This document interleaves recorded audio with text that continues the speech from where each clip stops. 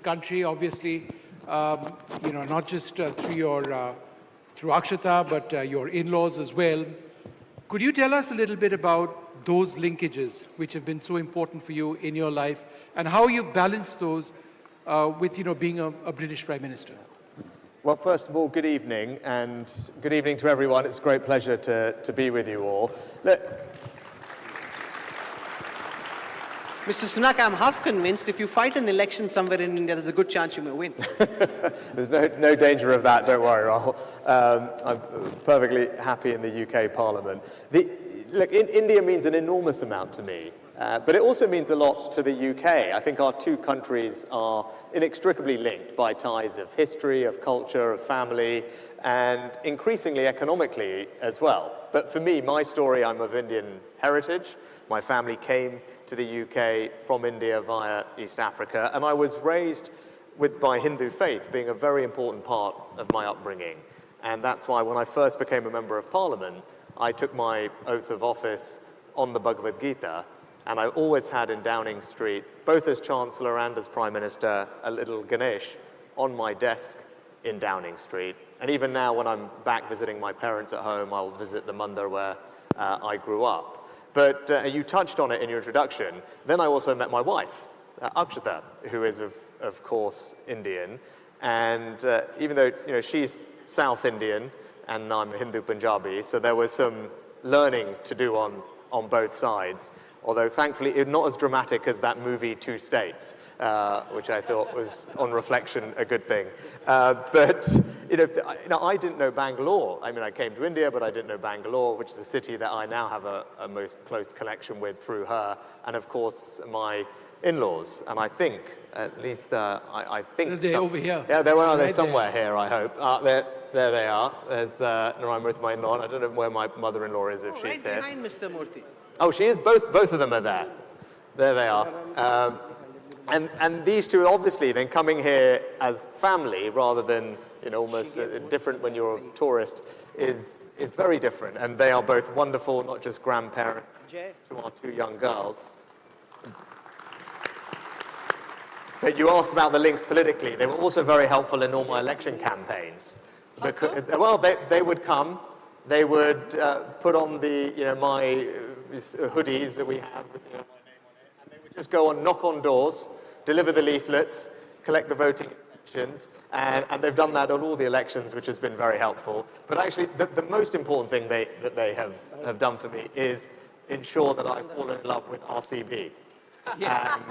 And that, I think earlier this year, I was very fortunate to go to Ahmedabad with Akshata to see the IPL final. And Isalakap Namdu, I'll just put that on the record. So RCB fans here.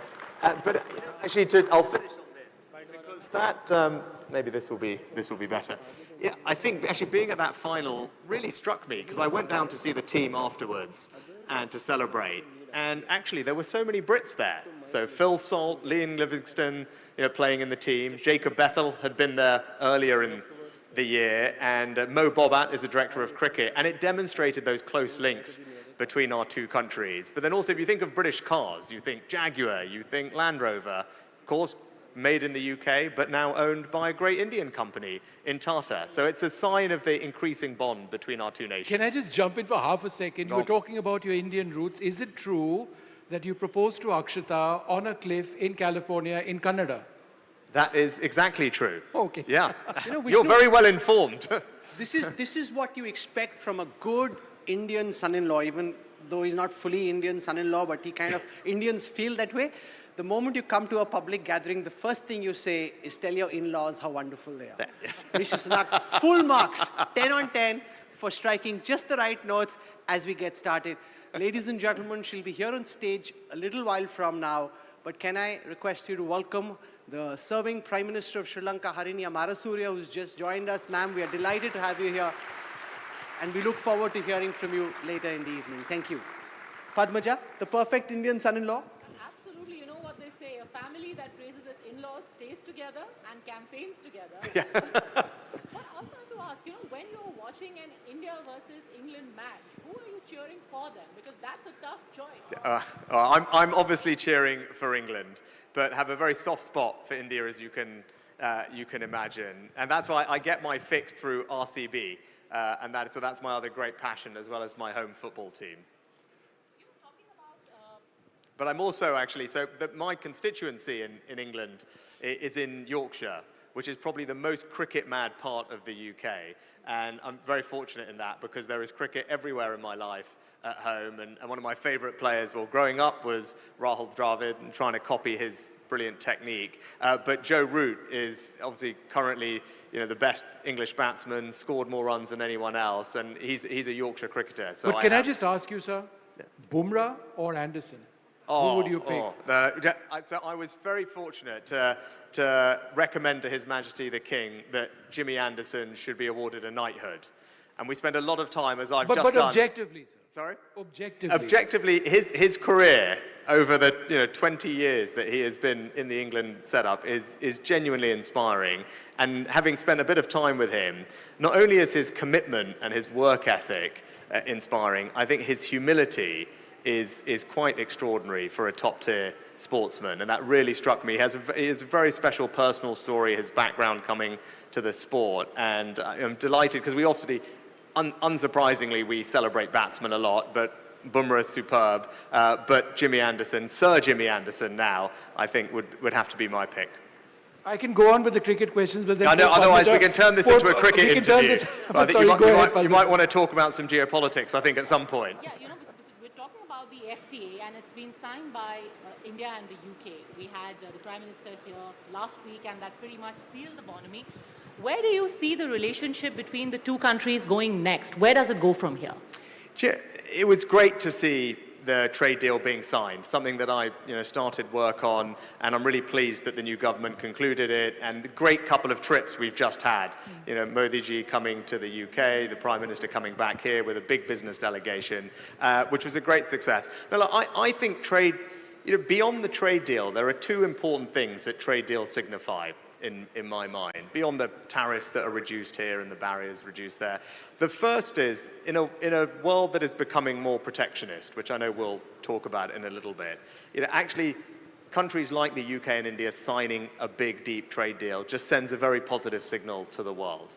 And I think the second thing is, what it does is, it tells businesses, civil society, cultural organizations, academic institutions that the relationship matters. They are getting a signal from the leaders of their countries that this relationship matters to our governments. And then they will go off and find ways to strengthen it beyond the text of a trade deal. And I think that's what's so powerful about it. But look, I think there are areas we can build on. And one of the things that I first started speaking to Ajit Doval a few years ago was the Technology and Security Initiative. Which is a great opportunity for the UK and India to do more together. Whether it's the joint PhDs that the University of Manchester and IIS and Bangalore offer, whether it's in semiconductors, where you can combine UK R&D with Indian manufacturing prowess. That's quite powerful. Similarly, in biotechnology, the UK has strengths in vivo gene editing. India is an agricultural powerhouse. So, if you excuse the pun, there are opportunities for cross-pollination there too. And lastly, maybe in defense. And obviously, India has historically had a defense partnership with Russia. And I think that has diversified over time. And I think India rightly should want to have access to the best technology when it comes to defense equipment in the world. And I hope the UK can play a part as India looks to best-in-class suppliers. And I'm hopeful that could be an area of growth going forward too. The last several decades were about globalization, about the world being one common trading bloc. Now we're seeing more and more trade barriers being created, especially given what President Trump is doing in the United States and the ripple effect this has on the global trade order. Given that, and now that you're not in power, you can actually look at it from a technocratic lens. What's your sense of how countries like India should be navigating the turbulence being caused by the kind of tariffs that the United States is throwing? Yeah. No, look, it's an excellent point. I think I'd start by saying the old global order, the globalization that I grew up with, that came into place after the fall of the Berlin Wall, I think that is gone, right? And I don't think it's coming back. Now, we're not quite clear what's going to replace it, but a couple of themes are clear. One is that there's going to be more multipolarity in the world, and India is an example of that. And I think the second is countries everywhere are focused much more on domestic capabilities. And the reason for that is twofold, and I think this is instructive not just for India, but for countries around the world. The first is COVID. COVID, although it was, of course, first and foremost a health crisis, was also an enormous geopolitical event because every country suddenly realized the fragility of their supply chains. I'll give you an example. We in the UK at the beginning were very short of PPE, gowns, gloves, masks, and it got to the point where the entire country was watching to see if a flight, I think it was taking off from Turkey to come to the UK, was going to land in time, with the amount of PPE we needed so our NHS could keep going that week. That was where it got to. So because of that, every country in Europe now has a cabinet-level committee that's focused on the resilience of supply chains and domestic capabilities. I think that's the first reason, Rahul. Things have changed, and every country needs to think like that. And I think the second is China, right? And China, it's clear, doesn't play by the same rules that many of the rest of us were playing by, right? They don't view trade purely as an economic function, and it has meant that countries have to think about security, IP theft, alongside trading relationships. And that's why we went through a process in the UK, as did many other countries, of taking out Huawei equipment or banning it for future use and passing new national security acts, which mean that in sensitive sectors of our economy, we're a little bit more careful about who's investing, what are they doing, what technology is leaving our country. And as I said, those national security acts are new. Those cabinet committees focused on domestic resilience are new. They're not going away, and that's why I think the old global order, trading-wise, is not going to come back in the same form. The United Kingdom is now in a post-Brexit reality. Obviously, there's a big part of re-establishing the United Kingdom economically and in other respects vis-a-vis Europe. But do tell us about your thoughts on that. But if I can also ask, hasn't your entire post-Brexit calculation also changed? Because America looks at Europe fundamentally differently. It's not the same. The relationship has also changed. Therefore, has that impacted Britain's dynamics with Europe? Yeah. Look, it's a really interesting question about Britain's role, especially post-Brexit. And I'm actually reminded of Prime Minister Modi's description of our role when he came to London some years ago, and he said, James Bond provides the entertainment and Brook Bond invigorates us all. And if I think as Prime Minister, I probably didn't look as good as James Bond in a dinner jacket, but I certainly tried to reinvigorate our diplomatic relationships by drinking a lot of tea everywhere I went around the world. But I think you can see many in the hall, though, who may think he came close, right? Yeah. By political standards, from what you expect from netas, that's quite sharpened up, very sharpened I'll up. take that, Rob. But actually, you're setting an example tonight, actually, which I'm not sure I can live up to. But thank you for saying that. Now, that nimbleness that you talk about is something that I think we have taken advantage of. And when I was Prime Minister, we took the UK into the Trans-Pacific Trade Partnership, which you'll be familiar with. That's the first big European nation to join that trade partnership. Similarly, I strengthened our ties from a defense and economic perspective with Japan and South Korea. You've seen the new Prime Minister, I'm pleased to say, actually continue to take advantage of that nimbleness, Vishnu, and that is the trade deal with India, probably the deepest trade deal that India has signed, the UK first kind of big country to do that in Europe, but also the trade deal that the UK has negotiated with the US, outside of the EU, having that flexibility to talk to the Americans and find actually a positive outcome relative to expectation and many others. And so I think that's important. Diplomatically, you talked about that, economic power is shifting east. And I think that's why it's important the Prime Minister was here. The bonhomie that you talked about is strong. We have good relationships with the Gulf states, which again are part of this multipolar world. And the other aspect of Britain's new role is technology, which I know we'll get to in a minute. But the UK has 4 of the world's 10 leading universities. It is the technology superpower in Europe. More venture capital in the UK than France and Germany combined. And Stanford do an index of countries on AI. The UK comes third behind behind the US and China, and we hosted the first AI summit under my leadership, and I'm pleased India is hosting the latest iteration of that series in February. But that was a summit that we created in the UK. It's been held in South Korea, France, and now India. I think so that speaks to the influence that UK can have in this post-Brexit world, whether it's on technology or on trade. Do you think now we are, in essence, in a post-globalization era where we will see, and you've said this, that we will see far more changes and far more radical changes in less than a decade than we've seen in the last 25, 30 years? Yeah. Now, we touched on the globalization part of that and why that's going to be different. But I think, look, the big thing that is changing everything is AI. Now, technology has always changed everything, but there's something about AI which feels special and more radical. It's a general purpose technology, much like steam power, electricity, the internet. Every so often, these technologies come along which can transform how our entire society and economy operates, and AI is one of those. I think there are two things that we should bear in mind when we think about this transformation. One is the thing that actually all the AI leaders impressed upon me in Downing Street when they first came to see me 3 years ago, is they were struck by how fast the technology was advancing. And surprising even then. There's an organization in the US called Meta, which evaluates the progress of models. And it does it by looking at how much work the model can do, measured in time. How long a task can it do before it needs some intervention and help. And roughly that's about an hour at the moment. But I think the more striking thing is that time length horizon, or task length horizon it's called, that time has doubled every 7 months for about 5 years.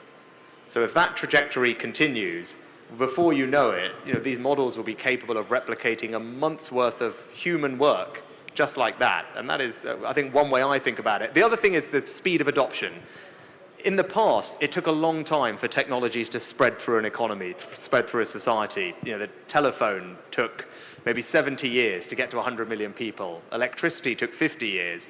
PCs took 15 years. The internet took 7 years. ChatGPT, to get to 100 million users, took 2 months.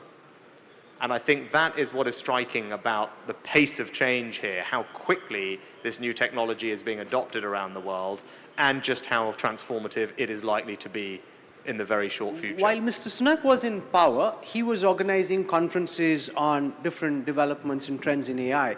He's now advising companies like Anthropic on how to keep up with regulation, how tech is changing, and I'm very curious, given the speed at which AI technology is advancing, Mr. Sunak, your thoughts on how countries like India and the world in general should be looking at regulating artificial intelligence, because by the time people in government even understand what is happening, the technology is leapfrog much further. Yeah, and I think it's an excellent question, which I thought about in government. Every government is thinking about it, and actually it goes to your earlier point about how does the UK position itself. Outside of the EU, one of the freedoms the UK has is on regulatory flexibility. And I made the decision, which I'm pleased the new government has continued with, not to introduce new regulation on AI. So that's what the EU has done and other places have done. I thought that was the wrong thing to do, Rahul, for precisely the reason you said. This technology is moving so quickly at the moment. My bias is towards innovation, because I want to make sure that we can get all the benefits from it that we know are there to help our societies in health and education and productivity.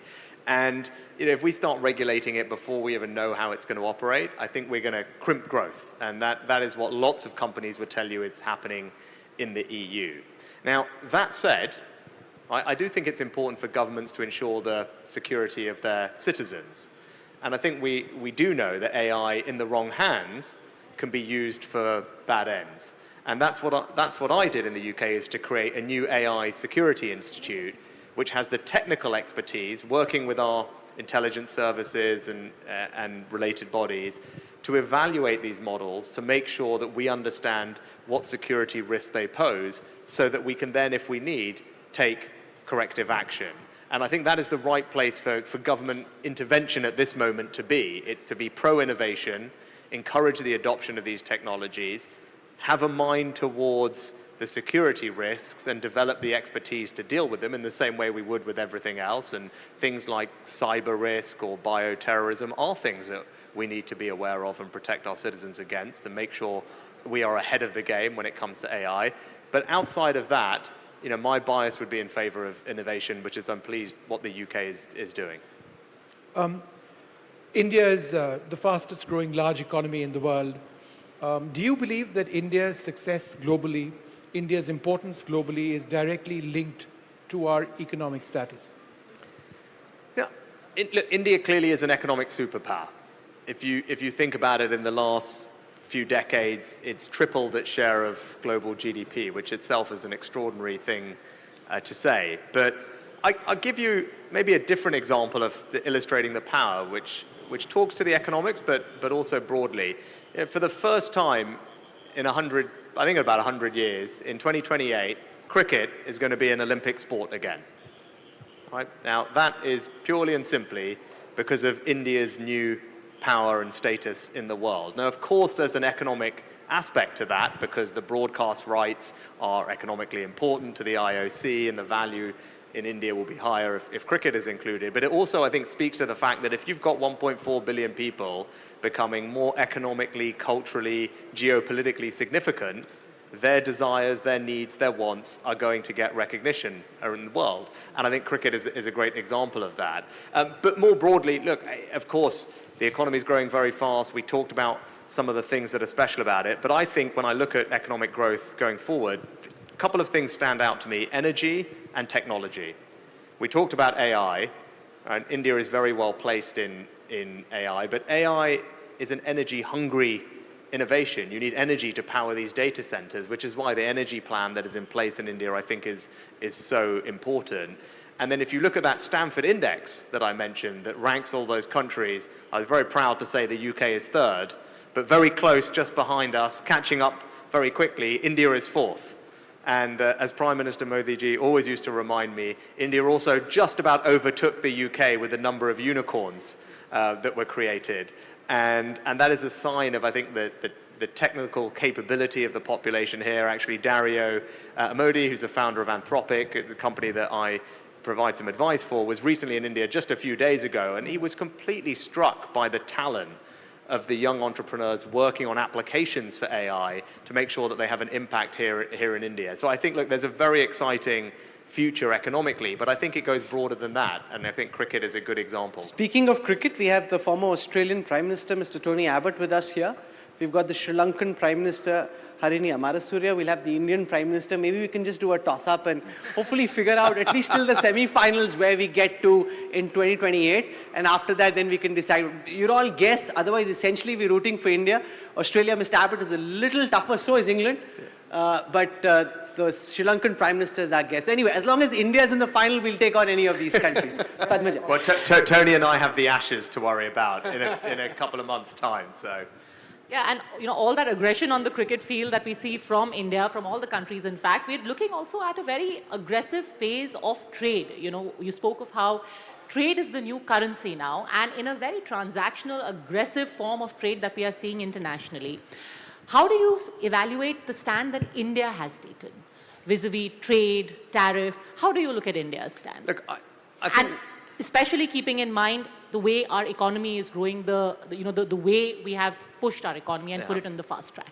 Well, look, I think every country is going to work in its own national interests, right? And that is entirely right and what one would expect. And I think actually in the world that is, as you say, becoming more protectionist, India signing a big trade deal with the UK is an incredible positive sign of India's willingness to sit down with countries, find common ground, and then create transactions, contracts that are going to be mutually beneficial and give all the signaling benefits that I talked about before. And I'm sure India will look for other opportunities to do that and is talking to the EU at the moment. The UK is also talking to countries. So I think that will happen because other countries are keen to make sure that they keep trading with each other. But you said something very interesting about transaction-based politics, and I think that is a shame because if you approach these relationships, my personal experience is you will get less out of these relationships if they are both purely on transactional ways. And everyone is just going into the relationship thinking, what do I get in the here and now for me? I actually But that's the new reality with Donald Trump in the White House. Yeah, and look, and everyone will react to it in a different way. My experience is, in life, as in politics, I think when you can build relationships based on trust, I actually think they can over time be more powerful. And I found that in my job. I was struck, forming a relationship with the EU president, Ursula von der Leyen, who I didn't know until I got the job as Prime Minister, and she didn't know me, but we formed what I think is a close bond of trust between us. And because we had trust, we were able, in a very private way, with a small team, without any leaks or distraction, really work through some very difficult issues about the UK's post-Brexit relationship with the EU, especially as it concerned Northern Ireland, which is a special part of our country. And that trust is what enabled the two of us to find something that was mutually agreeable, that everyone thought was impossible to solve. And so my reflection on it is that where you can build relationships with trust, in the long run, I think they will actually be far more powerful. Since you referred to cricket, in cricketing parlance, you were sent in when your team was facing a follow-on type situation. That's when you were sent in to bat as Prime Minister in the United Kingdom. In your own imagination, how actively do you harbor the idea of coming back to 10 Downing Street? No, you're right. Look, the circumstances when I became Prime Minister were not straightforward. I mean, there'd been a run on the pound. I think my party was about 28 points behind in the polls at that point. Inflation was at a 40-year high, and I was the third Prime Minister in a matter of months. So I think you could say it wasn't the easiest. It wasn't the easiest of innings to walk out to, in your terms, Rahul. But look, my priority. We talked back to my faith earlier. We all have our dharma to do, right? And I drew my strength from the Gita at that time. I was like, look, I have a duty to do. I want to serve my country. I think I'm well placed to make a difference at this moment, and especially on the economy. That was the thing I was there to resolve, and that's what I put my energy and focus to. And it wasn't easy, and you have to make lots of decisions that aren't politically necessarily popular, but they will bring inflation down, and that's what we did. And when I left office, inflation was back at 2%, having been in double digits. The economy was growing well. Our borrowing and debt were all under control. So on the key task of stabilizing our economy, I'm proud of what we achieved. And as I said, circumstances were difficult, but in those, you have to just do your best. And as my mother-in-law would tell me, you do your level best, and the rest is left to God, and it will be what it will be. Who gives you more advice between the father-in-law and the mother-in-law? Where do you get the more relevant and useful advice from? Certainly, the same. You don't pick between your children. You certainly don't pick between your in-laws. No, Narayan is nodding and saying, "Yeah, good answer." No, I mean, I get different advice from the two of them. It's probably worth spending a second on. And I'm very fortunate to get both their advice. Actually, from my father-in-law, he was very instrumental in me actually entering politics. And I was motivated by public service, but I also thought, well, look, you can have a successful career in the private sector, and that is also a way to impact people positively. And actually, he said to me that I should go and enter politics and hopefully serve in government. Yeah, and I thought, because his view was that was the best way to make a positive difference to my country. And I thought that was very striking, because here's someone who not only has founded an incredibly successful company that employs thousands and thousands of people, it's created a whole new industry. It changed how India was perceived on the global stage, and he did it in a particular way. And even he was saying that he thought I could go into government and make a bigger difference. So that was very inspiring to me. The other thing he said, which was a very good lodestar for me, was, in politics you often wonder, what do I aim for? Is it popularity? Is it to be loved? Is it to be feared? And you try and think, what am I aiming for?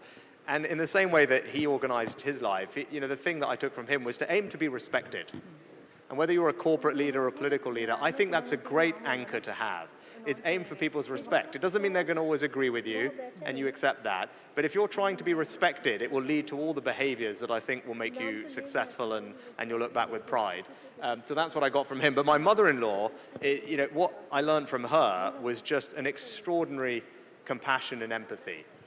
And my wife has it as my mother-in-law has it, and that she has showed me, how just being in touch with that compassion and that empathy with everyone can become a very fulfilling part of your life. Akshata and me have just set up a charity to focus on education in the UK, and inspired by the work that she has done here in India, and that will always stay with me, and that has, I think, rounded me out as a human being.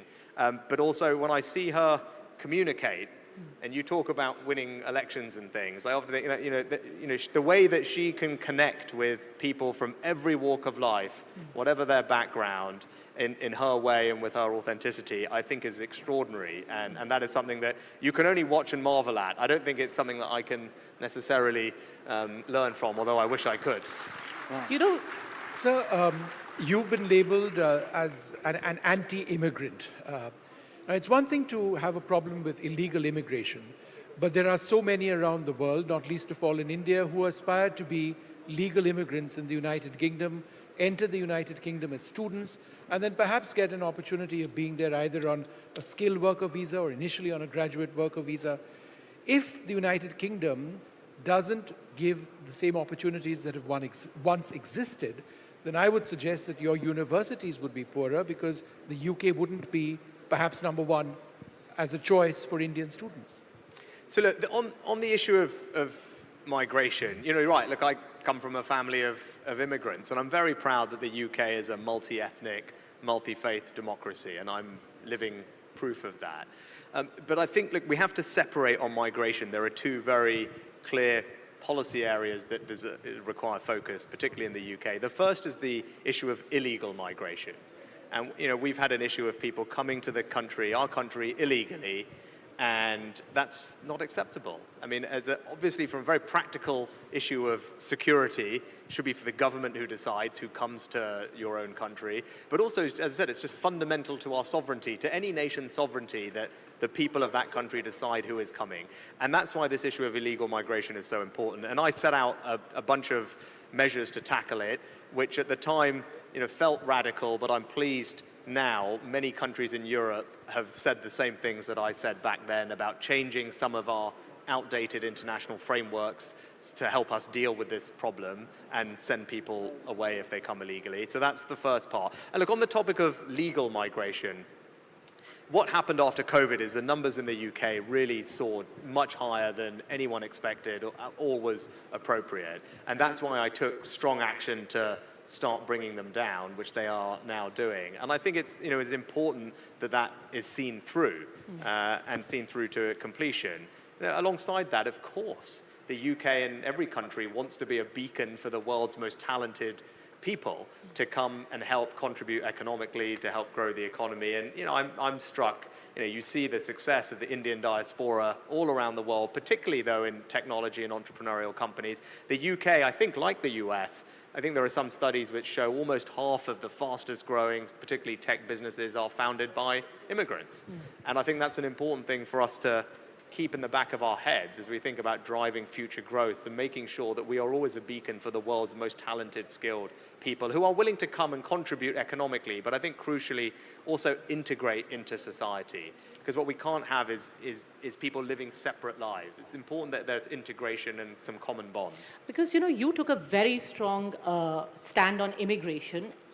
On that topic, did you find the spotlight then turned on you? Personally, how did you then strike the balance? Because you've been also very open and vocal about your immigrant roots. We had you lighting a diya. We also had you doing Gau Puja in UK. And then you're taking a very strong stand on immigration. How did you strike that balance? Yeah. Look, I think you put it very well, actually, about the things that were going on in my mind. I should repeat what I said before. The UK, I'm proud, is a multi-faith, multi-ethnic democracy. And in fact, when I became Prime Minister, first non-white Prime Minister, first Hindu Prime Minister, in a sense that was a remarkable thing. But actually, what was more remarkable was that no one made a particularly big deal of it. And I think that spoke to that multi-faith, multi-ethnic tolerance that I've touched on. And, I took the action I did on migration because I think it's important. I think it's because I come from a family of migrants that this issue of illegal migration really offends me because, Britain is built as a country where fairness is important to us, rules is important to us. We stand in queues when no one else does, and that's, who we are as a people. So when people jump the queue and come to our country illegally, it undermines that tolerance that I think is at the heart of our society's fabric. But look, I made a commitment to myself when I entered into politics. I wasn't going to change who I was. And I was comfortable with that, and Akshay and I talked about it. So that's why, I was happy lighting the Diwali diyas in Downing Street and painting Rangoli, and actually later that night, with the bit that no one saw, which was nice, and the cameras didn't film it, we did sparklers with our 2 daughters on the street. And I was never going to change who I was. Because of politics. I made that commitment to myself. And so, for me, in a sense, it wasn't a balance. That was just something that was non-negotiable to me. I asked Mr. Sunak as he was walking in, how has this trip to India been? Amongst the various things he said he's been Diwali shopping, like many of you, I'm sure. So what does Diwali shopping in Delhi look like, Sunak sir? Well, I was at Khan Market this morning, which was good. But actually, probably for me, the more important thing is the mithai. So we were talking about this earlier, but I was very lucky because I had dinner with my in-laws last night, and then I said to my mother-in-law, we'll get something sweet, which we didn't have at home. So she straight away said we were going to the Bengali sweet market. And so off we went to her friend who runs that, and then I've stuffed my face with kulfi all night long. I have got more. No Mysore Park for you? Sorry? Mysore Park? I thought you'd actually, there was no Mysore Park there last night, actually, was there? But then I have my jalebis and burfi with me now to take home, which I better check on the whole customs procedures about that. But otherwise, I have to eat them before I get on the plane. So for me, the Diwali shopping is mithai first, and then all the other bits second. I don't know what Mr. Murthy is going to make of this.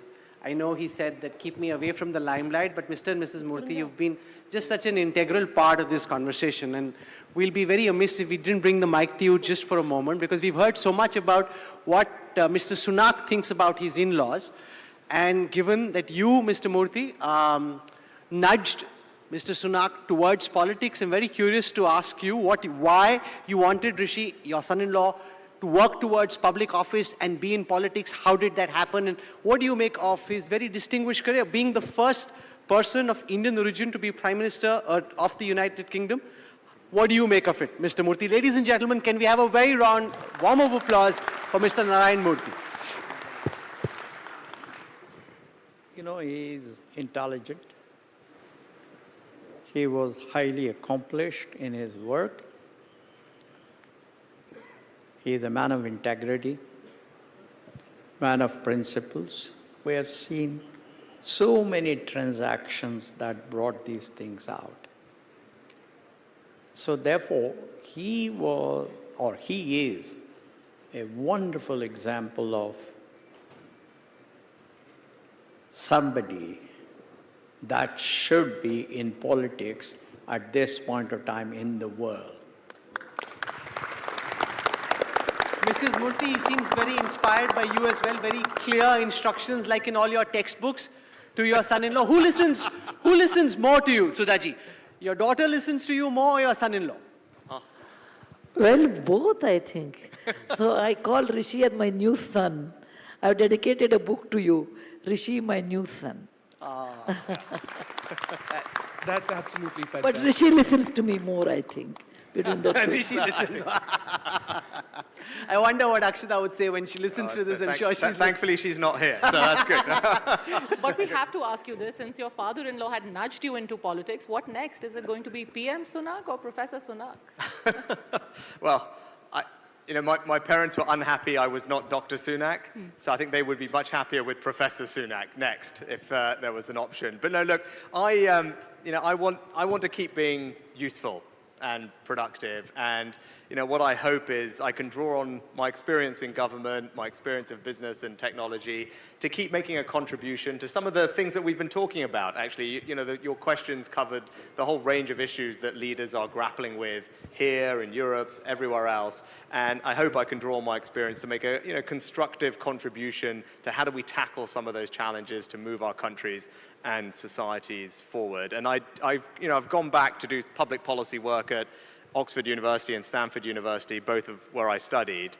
And I have to say, it's much better being at university when you don't have exams. So I'm enjoying that incredibly. But actually, I'm getting to spend a lot more time at home in North Yorkshire watching cricket. But actually, the thing I haven't really mentioned, the thing I'm loving more than anything is spending time with our 2 young daughters, who I've missed seeing much over the last 5 years. But actually now, getting time with them, it's a real joy. So, long may that continue until they get bored of me and want to go off and become teenagers. So. Ladies and gentlemen, can we have a very warm round of applause for Mr. Rishi Sunak? I said earlier that he said, I didn't make much of the fact that I was of Hindu origin and that was my faith, and despite that I became a Prime Minister. But I think a lot was made here in India. And just the fact that someone like you went on to become Prime Minister of the United Kingdom just says a lot to the kind of country the UK is at the moment. A melting pot truly in every global sense. We thank you very much. We've been absolutely delighted to have you, but I do hope when the Olympics happen in Los Angeles, it's India that wins, and maybe you'll be cheering for India as well, especially if it's against Australia, Mr. Abbott. Well, England-India final, and we'll beat the Aussies in the semis. How about that? Woo! Look forward to that. Thank you very much. I'm sure Mr. Abbott's cheering for another seat, but that's fine.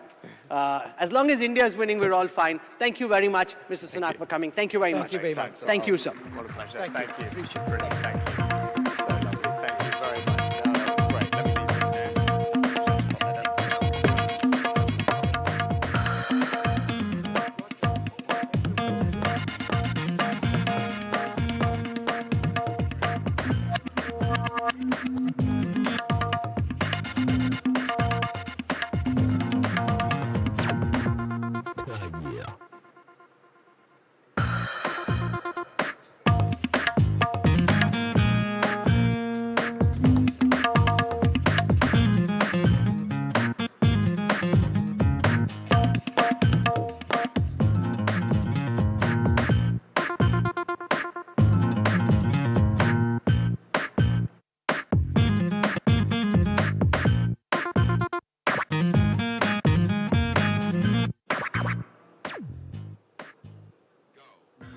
What a fascinating session. I think we're all building towards a crescendo because the next session, I take immense joy in introducing, ladies and gentlemen, I'd like to invite on stage T.M. Veeraraghav, NDTV's South Editor, to say Ayubovan to Dr. Harini Amarasurya, Honorable Prime Minister of Sri Lanka.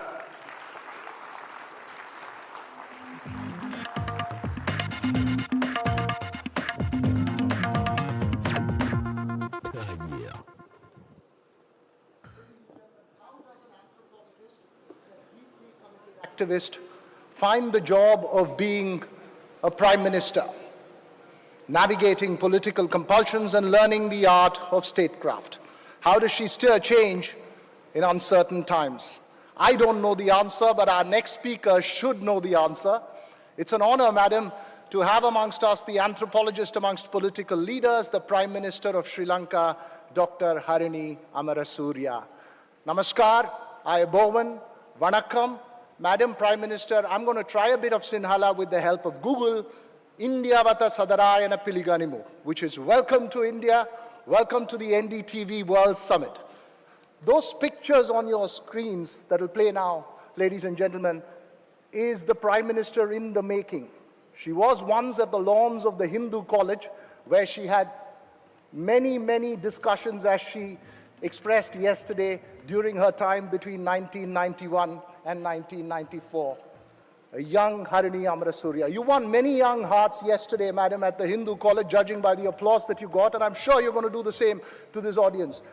Nominated to Parliament in 2020, she was sworn in as the Prime Minister, 16th Prime Minister by President Anura Kumara Dissanayake in 2024. She's also the Minister for Education in Sri Lanka, deeply, deeply committed to bringing about equality, whether it's in education or gender rights and reconciliation of ethnic and social divides. That's the cornerstone of her politics at the moment. This visit, extraordinarily important, Madam, and your speech here will be keenly followed by every Sri Lanka observer, whether an academic, journalist, diplomat, whether in New Delhi or in Chennai. May I please welcome on stage the Prime Minister of Sri Lanka, Dr. Harini Amarasurya.